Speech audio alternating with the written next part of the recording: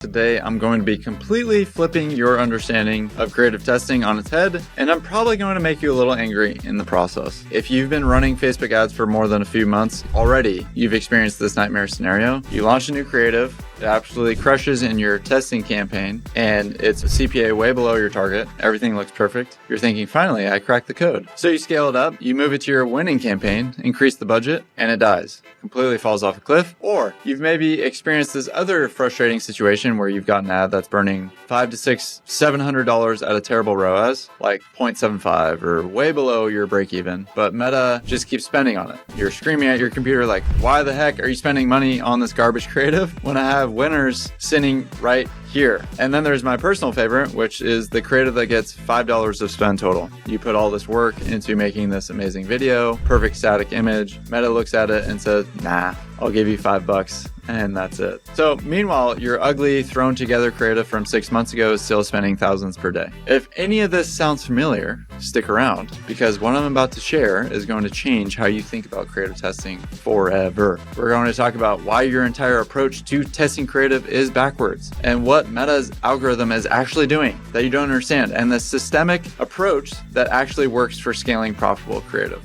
Let's start with why most people's approach to creative testing is actually fundamentally broken. And I want to be really specific here because I see this mistake over and over again. The standard approach that most advertisers use goes something like this. Build a creative testing campaign where you force spend using automatic bidding to a bunch of new ads. And you analyze the performance of those ads, especially for the ones that look like winners, and you move them into a separate scaling campaign. Sound familiar? So the problem is how you decide what's a winner. And most people, I think, and I'm potentially guilty of this too sometimes, look at an ad that's gotten maybe 3 to 4 or 5 purchasers and go, okay, this one's performing well, let me scale it. But here's the issue. Those few purchasers or purchases tell you almost nothing. Literally almost nothing about long-term performance. So I can paint you a picture of what actually happens. You see an ad that spends $100 and gets 8 purchasers. With a $50 average order value, you're looking at a 4-to-1 return on ad spend. You're pumped. This creative is your golden child. But then when you try to scale it, it doesn't actually maintain that performance. Why? Because Meta's algorithm knows something you don't. It has access to thousands, hundreds, millions of micro signals that you cannot see, and the click-through rates at different times of the day, the engagement patterns, the demographic breakdowns. I have a whole previous video on this around how the actual algorithm and machine learning system of Meta actually works. And so all of this data that you're not looking at is telling Meta something different than what those 8 purchasers are telling you. And here's where it gets interesting. Meta will often prefer to spend money on ads that look worse to you, but actually have better long-term potential. Naturally, you're thinking, how? Well, that ad running at a 1.5 to 1 ROAS might actually be reaching people who have higher lifetime value, or it might actually be building awareness that leads to purchases later. And it might just be the audience pool for that creative is much larger. The reverse is also true. That creative getting barely any spend, Meta might be seeing signals in the first $5 or $10 that tell this creative isn't going to work at scale. So here's my key point. Meta knows way more. It can understand way faster based on what looks like way less data than seems possible. Now, some people have tried to solve this by using statistical significance. They'll say, Cody, I don't make decisions based on few purchasers. I wait until I have statistical significance. But there are 2 massive problems with this approach. First, it would cost you an absolute fortune to get every creative to statistical significance before making a decision, because it's some arbitrary number that you're coming up with. We're talking thousands and thousands of dollars per creative test, which is, interestingly enough, what I oftentimes see. And second, this is the bigger issue. Your test design is completely wrong for statistical significance anyway. If you want to run a proper A/B test, you need a true holdout. You need to split your audience so that group A only sees creative A and group B only sees creative B, and they never cross over. But nobody's doing this with your creative testing campaigns. You're showing all your creatives to the same audience pool and then trying to compare results. And that's not statistical testing and how it works. So let's talk about what's actually happening under the hood of Meta's machine learning system. Because once you understand this, everything else makes sense. Meta's algorithm is doing something called probabilistic forecasting. It's not just looking at your current results and extrapolating. It's making predictions about the future performance based on patterns of trillions of other ads, millions of other businesses, and massive amounts of user behavior data. And so when your ad first gets a few dollars to spend, Meta isn't just looking at whether people clicked or purchased. It's analyzing micro engagements, like I keep saying, dozens of signals. So before someone clicks on your ad, they have to stop scrolling. They have to pause on your ad in their feed. Maybe they watch a video for 3 seconds, 15 seconds. Meta is recording all these micro engagements. And we know this because we can actually see some of them in Ads Manager, right? Like 3-second video views, which hook rate. So let's say you have a video that gets 40% hook rate. That means 40% of people who see your ad watch it for at least 3 seconds. If your ad gets 1,000 impressions at a $10 CPM, you've paid $10 to get 400 3-second video views. That's actually a pretty substantial sample size.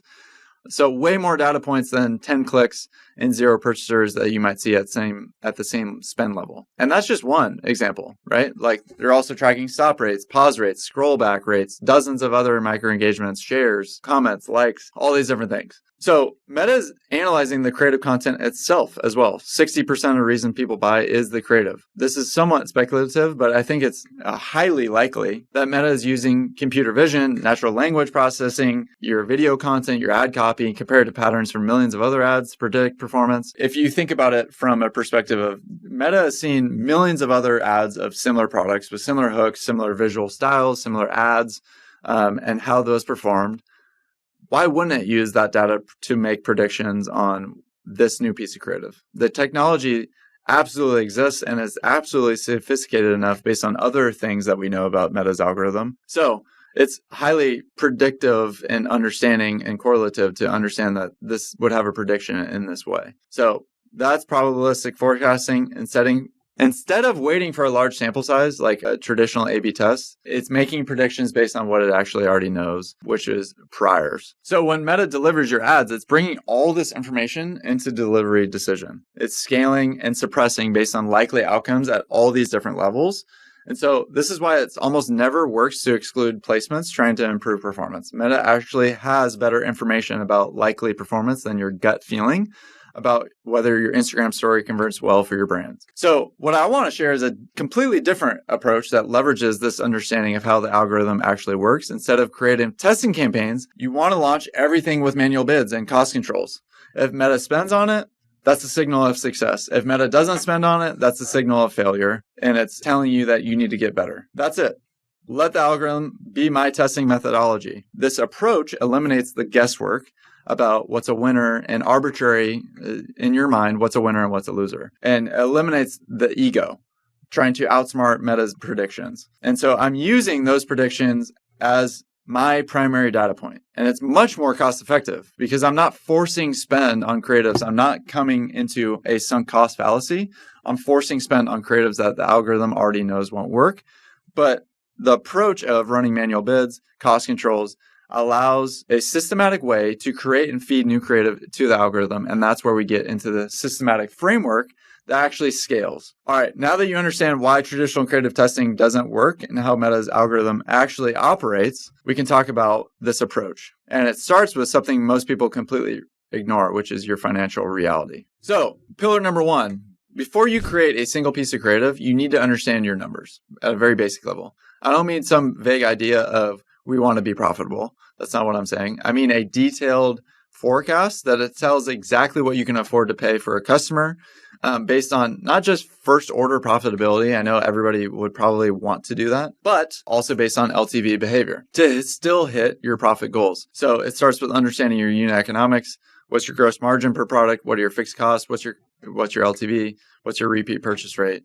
And this feeds into determining your maximum allowable cost per acquisition, your CPA. But here's where most people mess this up. They set their target CPA based on first purchase value instead of lifetime value. Certain brands need to be first purchase positive. Absolutely, they have terrible LTV. But most successful brands, they're at least increasing their LTV.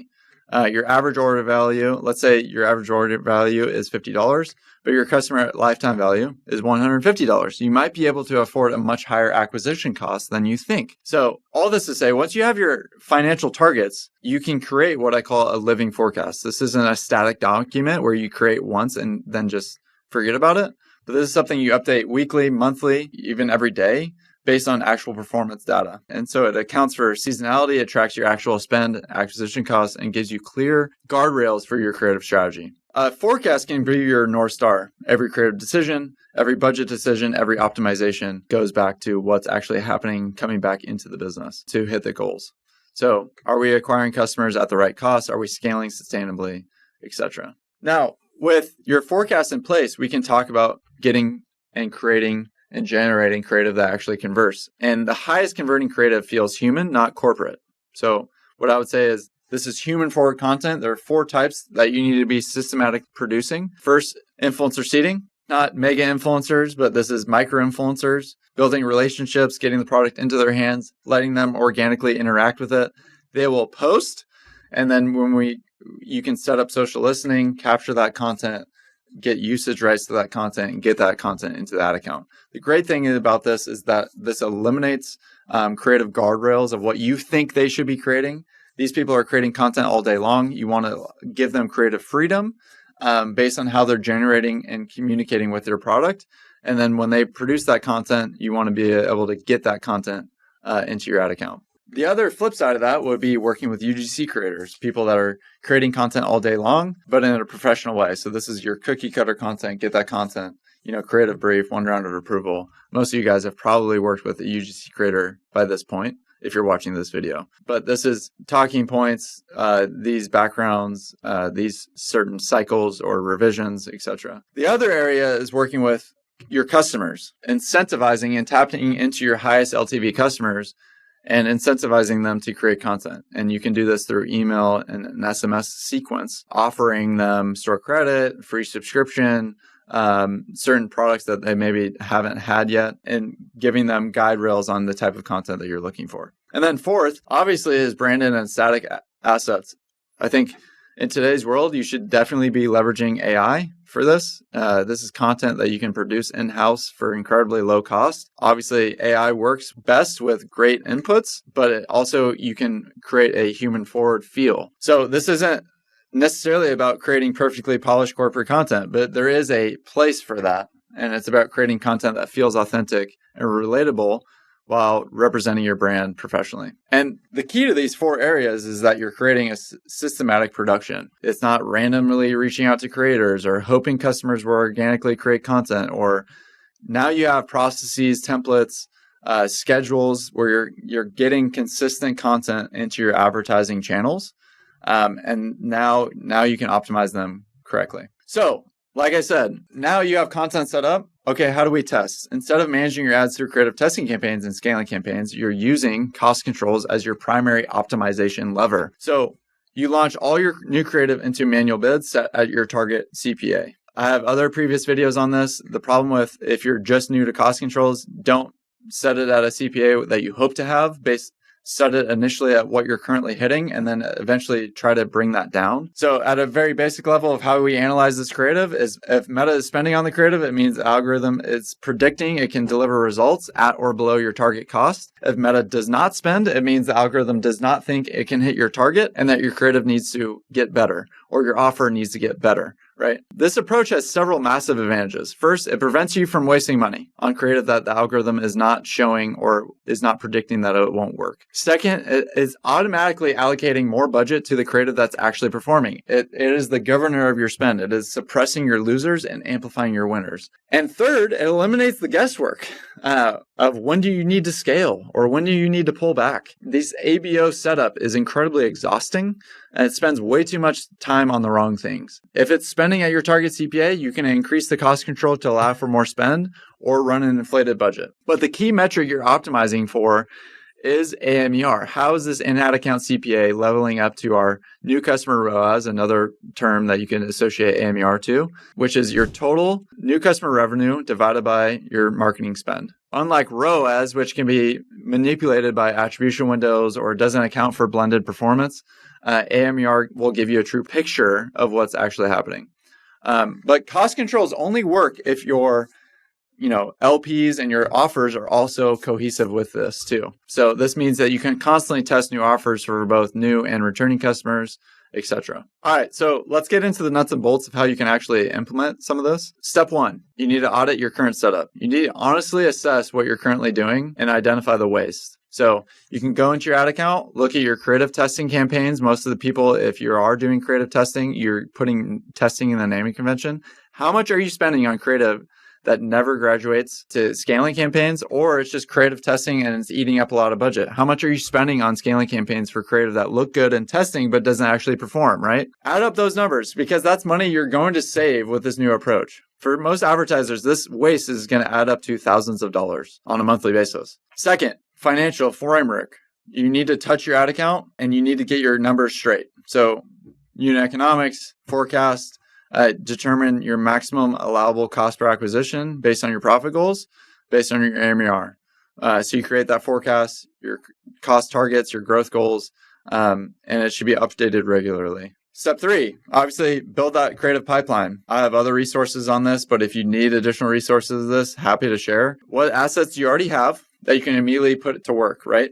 This frees you now that you have a Dropbox folder, Creative Drive, Google Drive of assets. This gives you the ability to launch it all. Again, no harm, no foul by launching every piece of creative you have at your disposal. Obviously, if it's still relevant, the product is still in stock, etc. So you can get your outreach going. You can work with VAs overseas to start reaching out to influencers, asking for addresses, getting that product sent out. You can work with UGC creators. There's lots of different ways that you can get that and create that email SMS campaign for your customers. And then ultimately, we need to eliminate the waste. The big change, instead of separating testing and scaling campaigns, now a cost control structure. Every campaign that you launch with new creative is a testing campaign.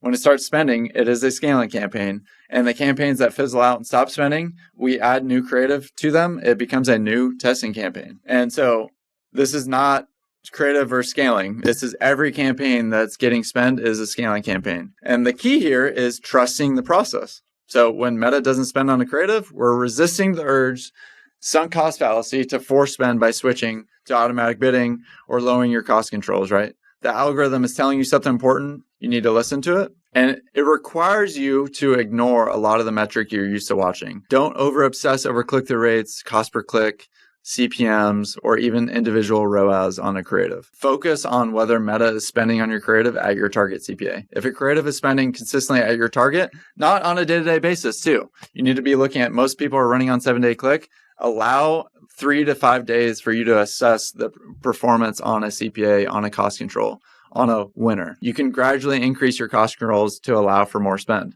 And I have other videos on this when we launch new creative into our existing account, how we give offset some of the favoritism there. So some of these mistakes, right? Like forcing spend on poor performing creative. I've already kind of harped on that.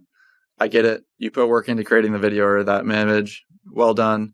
But it's not going to work and you need to get over yourself. So trust the data. Second mistake, moving ads between campaigns based on small sample sizes. Again, allow room, breadth to go through the creative. If you have your cost controls set correctly, you don't need to move ads around. Let them live or die. Third mistake, ignoring Meta's spending decisions. If Meta is consistently choosing to spend on certain creative over others, there's a reason for that. Don't override it. Fourth mistake, treating creative creation as a one-time activity instead of an ongoing system. So this approach only works best if you're constantly feeding new creative into the system. So you need systematic, ongoing content pipelines. So if you want to implement what I've already kind of walked you through, you should do this week. First, audit your current creative testing setup and calculate how much you're spending, or really how much you're wasting. Second, get that forecast built. Third, try switching to cost controls. It frees you up and it gets you, your next creative launch can be incredibly liberating. And then I put together a creative brief template that incorporates all the principles we've talked about today. So the link is in the description. Grab that. Use it for your next UGC or influencer campaign. And then next week, I'm going to be diving into LPs, offers to optimize your landing page strategy. Make sure you're subscribed so you don't miss that. And here's my challenge for you. Try this approach for the next 30 days. I know it feels scary to trust the algorithm instead of your own judgment, but I promise you, if you commit to the system, your profitable creative scaling is going to completely transform. So stop following the algorithm, start working with it. Your profitable business is just around the corner, and your scaling journey starts right now. So thanks for watching. I'll see you in the next one.